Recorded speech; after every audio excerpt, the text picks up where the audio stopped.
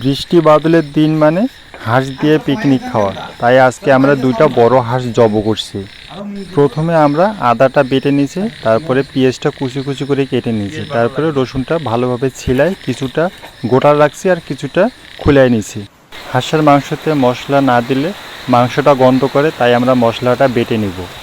আমরা রাইস কুকারে পোলার পানিটা গরম করে নিয়েছি, এখন পোলার চালগুলো সেখানে দিয়ে দেব, তার সঙ্গে ডিমটা ভালো করে ছিলাই নিব। আমরা এখন হাঁসের মাংসটা দেখতেছি একটু হয়ে গেছে, তার আগে আমরা ডিমটা ফুটাই নেব।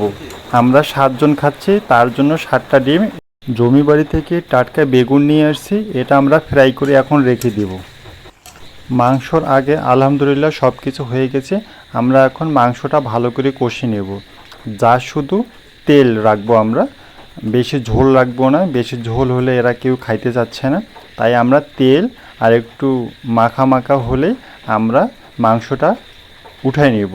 আলহামদুলিল্লাহ আমাদের মাংসটা হয়ে গেছে, এখন আমরা খাওয়ার জন্য প্রস্তুত।